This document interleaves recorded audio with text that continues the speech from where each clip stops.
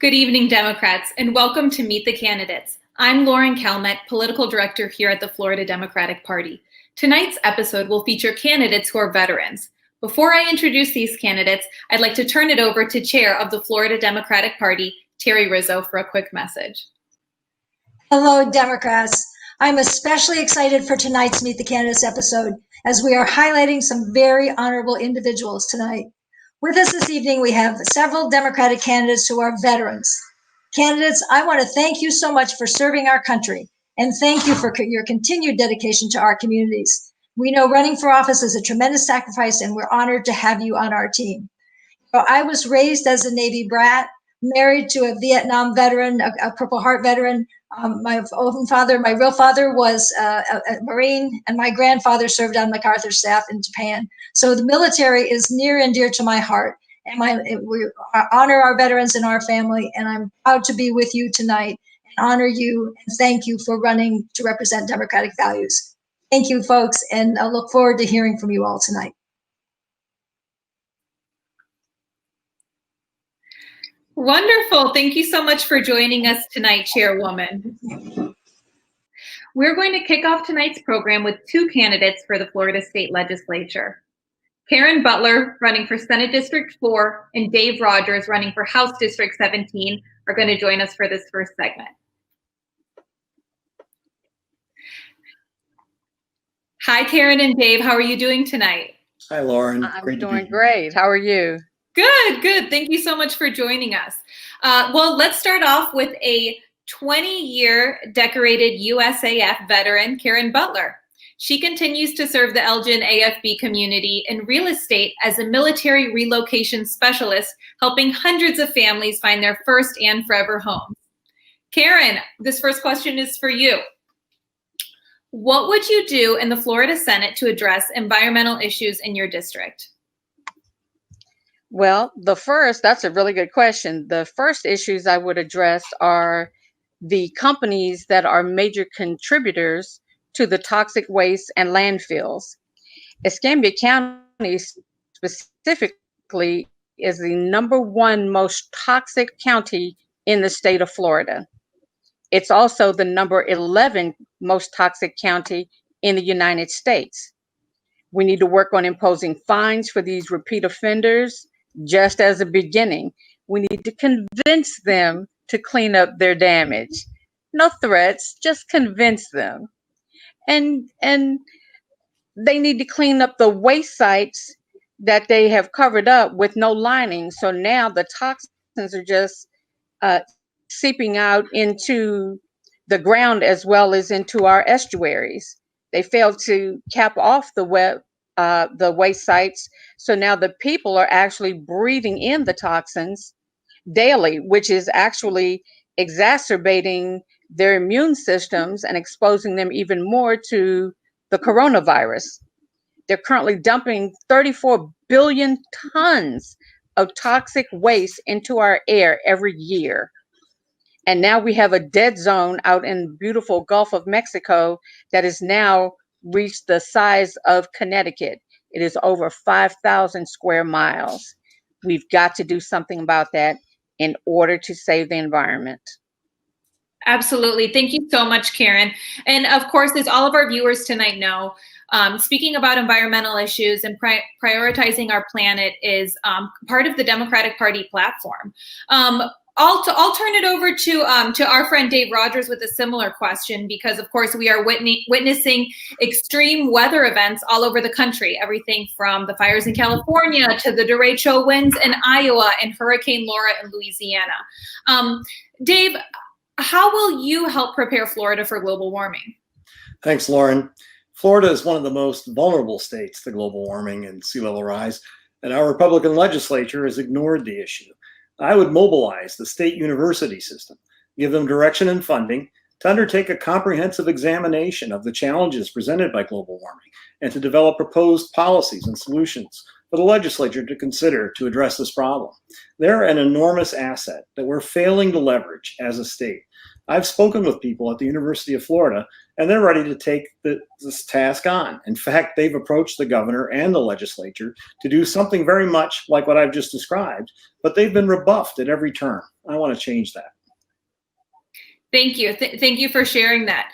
Let's go back to Karen for another moment. Speaking of campaign platforms, we've heard that veterans' homelessness and healthcare has come up time and time again as you've been campaigning and talking about your platform.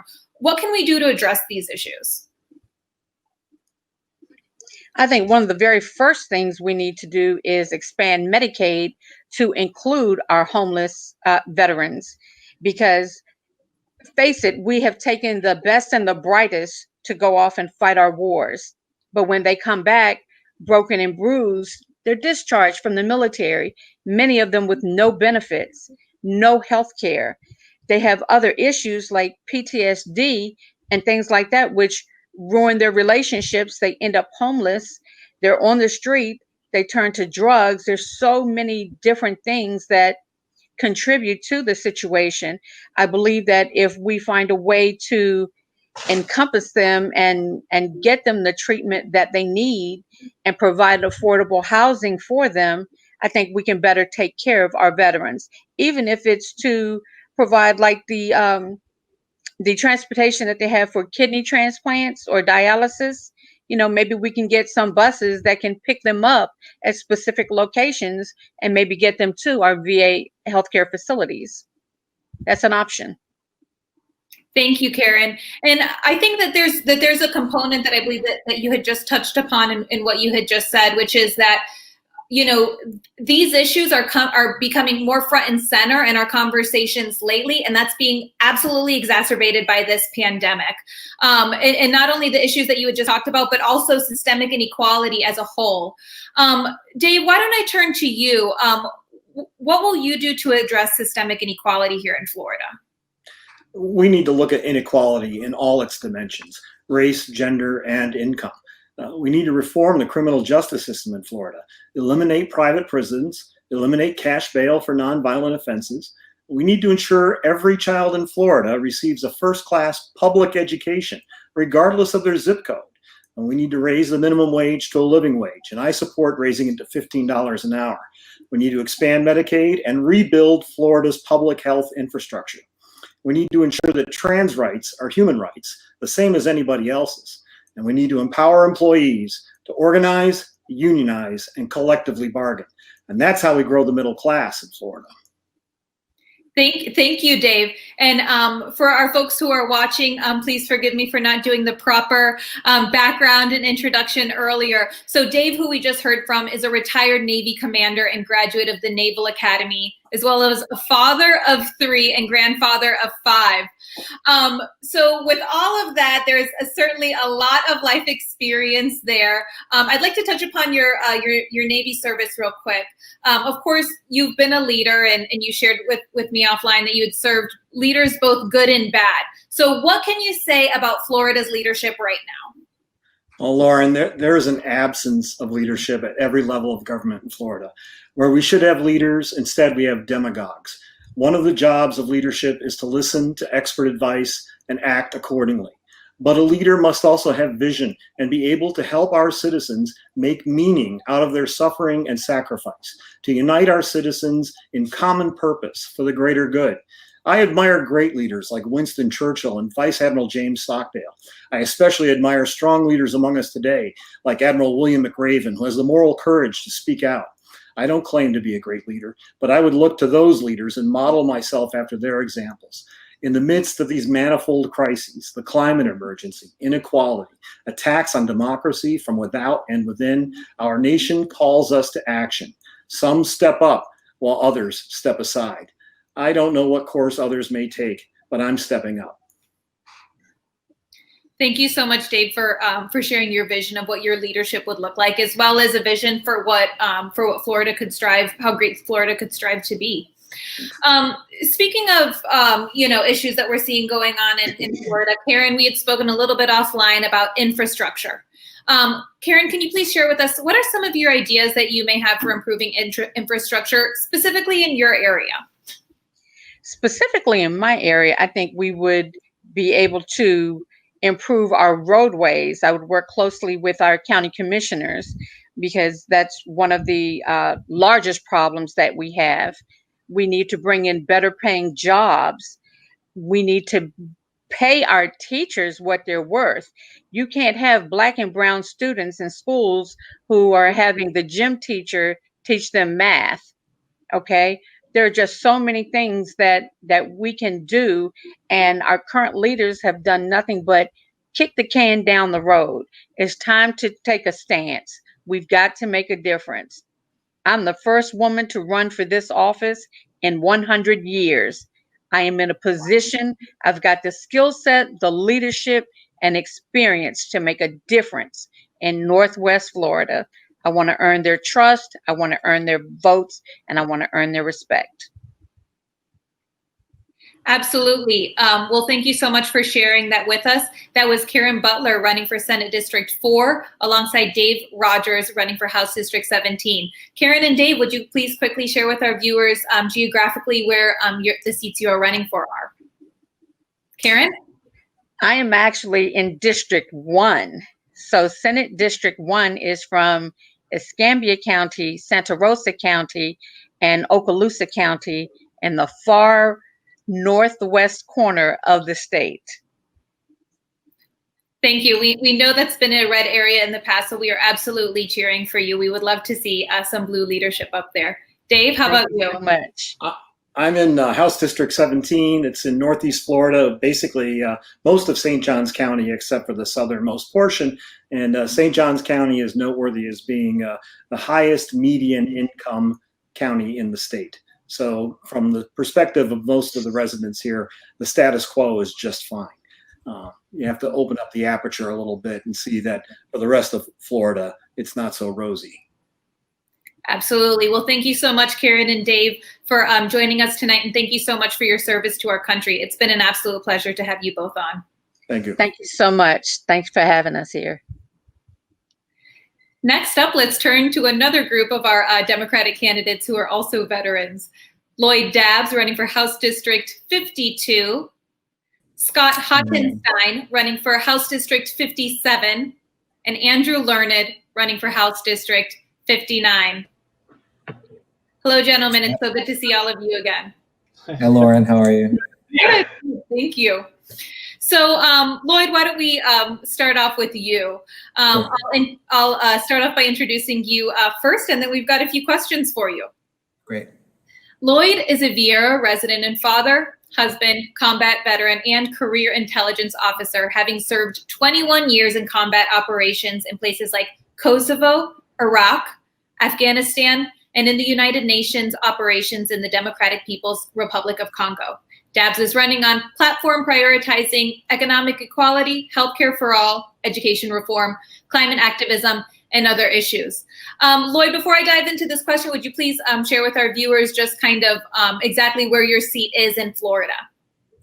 Sure. So my seat's in Brevard County, House District 52, so right on the Space Coast. So we have Cape Canaveral, we have Patrick Air Force Base. It's a large military community. My district has about 12,500 veterans that we're happy to serve, hopefully this November. Excellent. Of course, as we've got these folks on, it certainly does beg the question, why do you think so many veteran Democrats have stepped forward to run this election cycle? So let me start by saying that, I think many of us didn't have a plan to run this election cycle. So I retired from the Air Force in 2018, ready to start the next phase of my career, which I've done very successfully. It wasn't until my 13-year-old started asking questions about the state of the United States and was fearful about the way that leaders weren't stepping up to support critical issues. So I had a long talk with my family about starting a second service. And I think a lot of veterans are really focusing on that. We swore an oath to support and defend the Constitution of the United States. And that doesn't end when we take off the uniform. So we very much have seen the divisiveness of politics right now. We've seen the lack of leadership.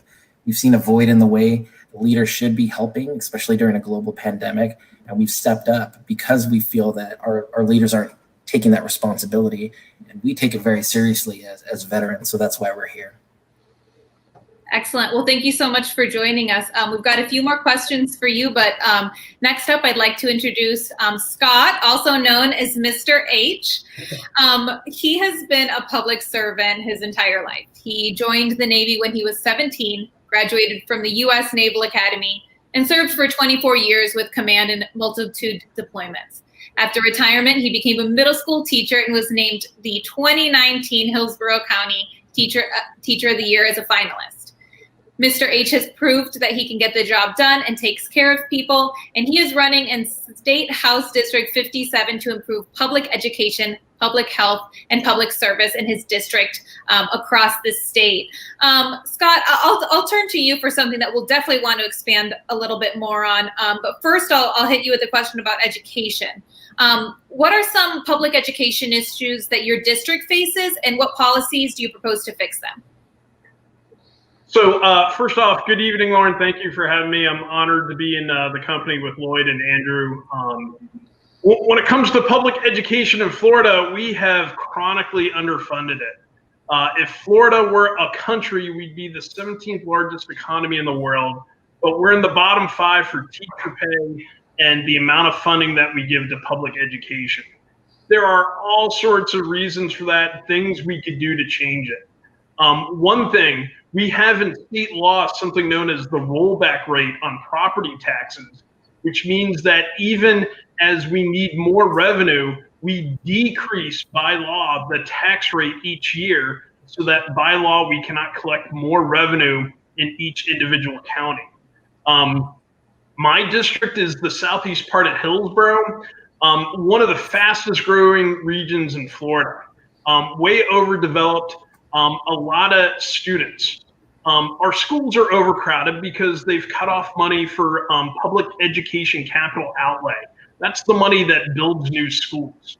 We need 20 to 30 new schools in the coming decades. We have 2 schools planned. We need to increase funding for capital outlay so that we can build these schools. The school that I was at, Barrington Middle School, when I was Teacher of the Year, we had almost 1,600 students at that school. There's some 4-year colleges that are smaller. Teacher pay is an issue. The governor has touted Year of the Teacher this year, and that is absolutely not true. That $500 million pay raise that he touted, none of that's going to get back to the teachers. And what he didn't tout was the $232 million that he made the school districts give back to fund FRS. We have a test and punish culture. We're monetizing our children, and everything is about testing. It's not about relationships between teachers and students. And COVID-19, that's a whole different subject. Planning's been from top down while leadership's been from the bottom up, and we need to change that in Florida. And that's what I'd like to bring to Tallahassee. Thank you so much, Scott.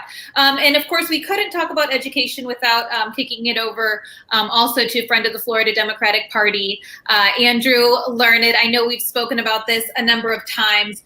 Andrew, I understand that your district includes Brandon, which is a suburb of Tampa, which is where most of the region's best performing schools are located. However, not all of the schools in your area are performing quite as well. So, Andrew, what would you do to ensure all students have the same opportunities? Thank you.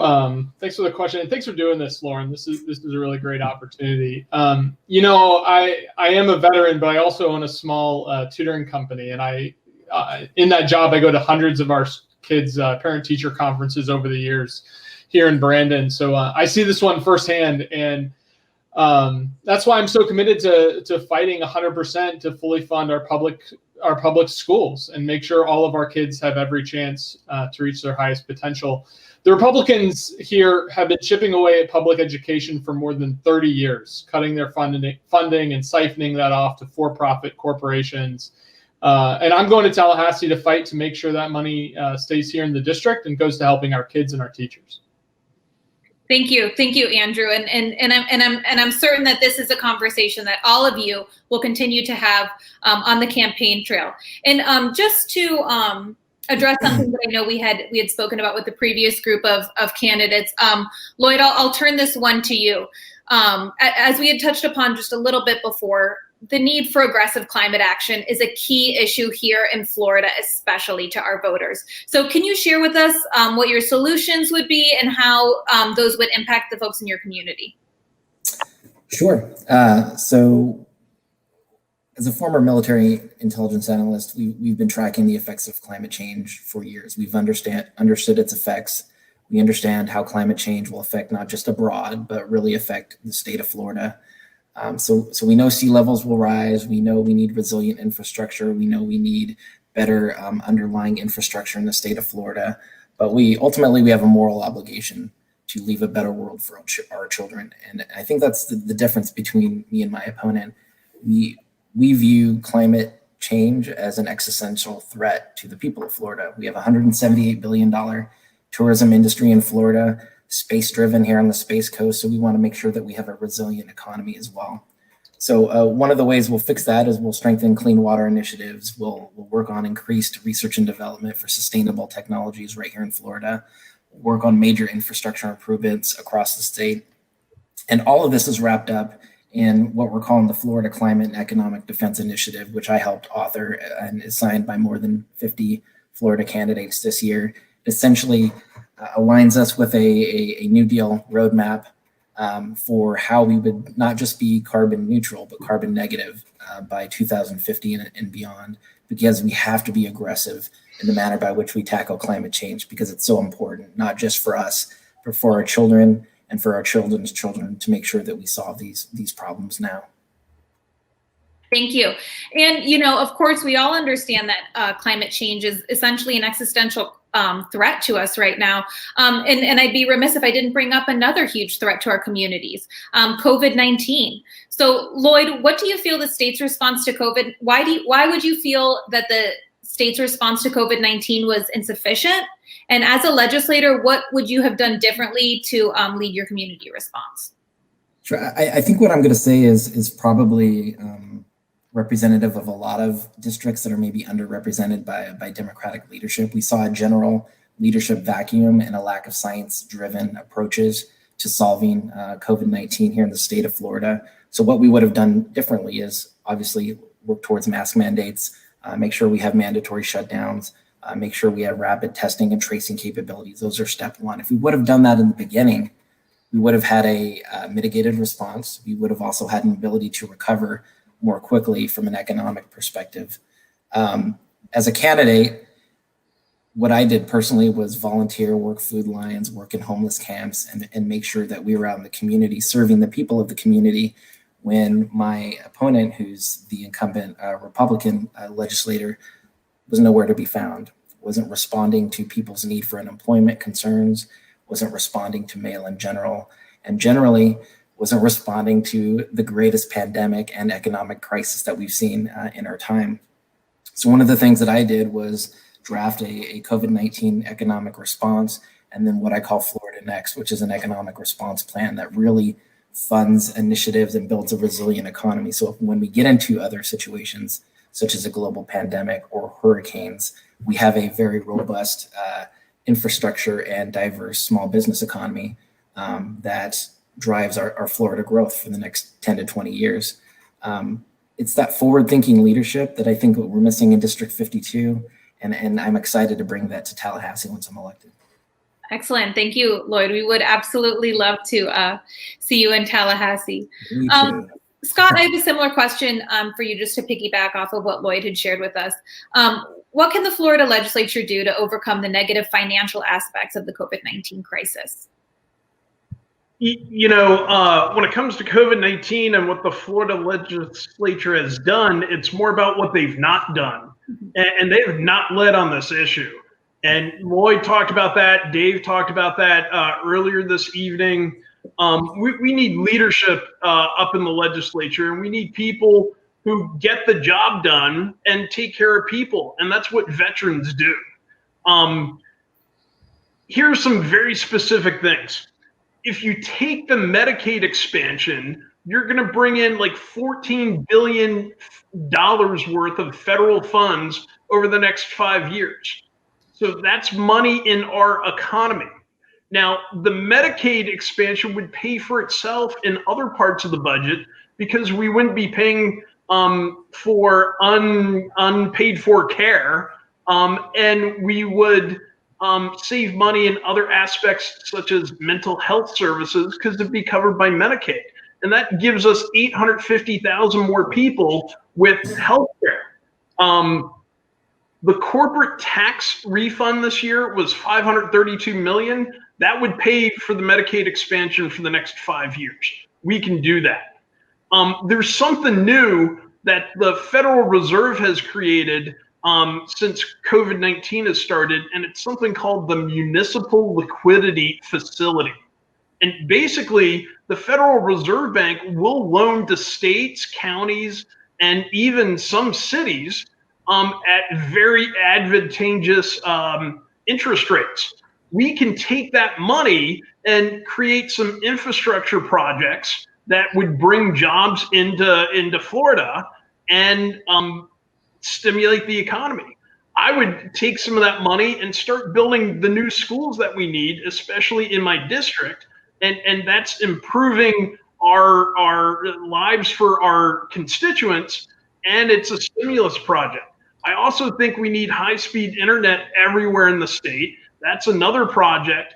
We've seen during COVID how both in education and in employment, that high-speed internet is this digital divide that is separating the haves from the have-nots. And one last thing, and this is actually bipartisan, we could do things like give tax incentives to bring the TV and movie industry back into Florida. We used to do this 10 years ago, and then we stopped doing it, and all the movie business went to Georgia. The jobs that come in these industries are high-paying jobs. They're union jobs. They're like $84 an hour. And after COVID wraps up, there's going to be an incredible demand for TV, movie, streaming services, you name it. People are going to want to get back to the entertainment industry. Let's bring those jobs to Florida, and we could overcome the financial impacts of COVID-19. Thank you so much, Scott. That's a great answer, and I know that this is something that folks have been talking about in the legislature for a while. So we'd love to see some movement. And of course, we just cannot talk about COVID-19 without addressing healthcare. So Andrew, this next question is for you. Only 12 states refused to accept the Medicaid expansion money from Washington. What effect does this have on small businesses in your community? You know, I think COVID, as you kind of alluded to, shining a bright light on the need to pass the Medicaid expansion in the first place. This is about helping working families who are not poor and not on Medicaid, but still have trouble keeping up with the ever-increasing costs of healthcare in our state, which, as a newly engaged, soon-to-be father of two twins, I am personally feeling right now, like so many others are. The long-term health effects of COVID are still not completely understood, which is also why we need to have a safe and responsible science-backed response to this virus. But also why we need to make sure we fight hard for Floridians with pre-existing conditions. We need to fight for paid family and sick leave, and making sure, as Scott alluded to earlier, that those expansion dollars that we are already paying in our insurance premiums come back to Floridians in the state to make sure that we make healthcare more affordable for everybody. Thank you so much, Andrew. Scott, I'd like to ask you, as we had talked about a little bit before offline, sadly in this past year, your local community has lost 2 children to gun violence. So in what ways has your military service impacted your policy position in regards to guns? This is a horrible story. About a year ago, one high schooler and one middle schooler lost their lives due to gun violence because of an unsecured gun at home. We need to fix that. I think back to my experience. I was the second in command of 450 sailors in Kuwait and Iraq and Kyrgyzstan and various other places in the Middle East. And I think back to the training I received and the responsibility that was placed on me. And you want to know something? I wasn't allowed to carry a weapon on base. When I was on base in Kuwait, even though there were threats, possibly with third country nationals, I couldn't carry my weapon. When I went off base, I had to go to the armory where my weapon was locked up, and not only was it locked up, it was guarded, and I had to produce my military ID to the sailor who knew me on site because I was his second in command. Only then would I get my weapon. And then every time I entered a building, I had to find a partner. I had to point my weapon in a clearing barrel, and I had to show my partner, safety's on, magazines out, chambers clear, safety's on. Those were the minimum safety precautions when it came to securing an ID and training for the second in command of 450 people in a combat zone. We need to do better in Florida in closing any criminal background check loophole, whether it's gun sale, whether it's after 3 days, we're going to go ahead and sell you the gun. We need to fix that. We also need stricter laws on keeping our guns secure in our homes and vehicles.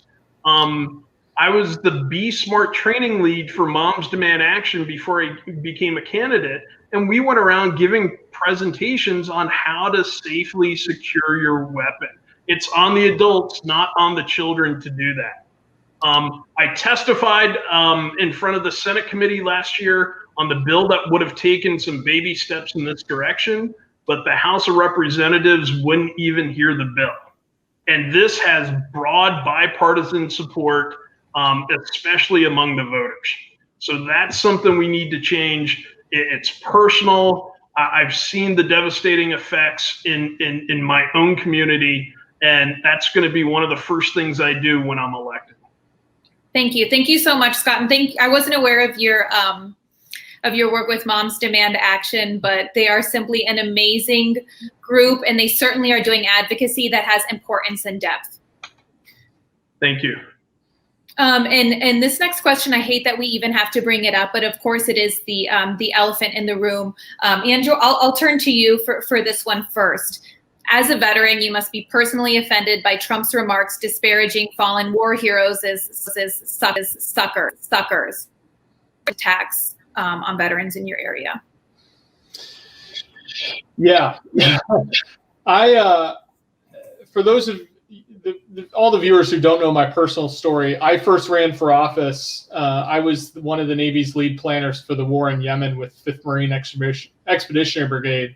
And on Trump's third day on the job, he took a briefing in a Mar-a-Lago ballroom and gave a go order on something against our advice and got one of our SEALs killed. And I've been at this ever since because it is time we fight for responsible leadership, leadership we can be proud of again.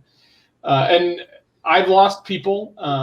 I've deployed to the Middle East 3 times. Most of us veterans have, and absolutely none of them were losers or suckers, as Trump said. My problem, and why we're here tonight, though, is with his enablers and acolytes in the state house. They are propping him up. They're passing egregious legislation that's harming working families. And they're passing the same sort of top-down legislation that's chipped away at our public schools for 30 years. Yeah, I have personal problems with the president and his behavior and his conduct.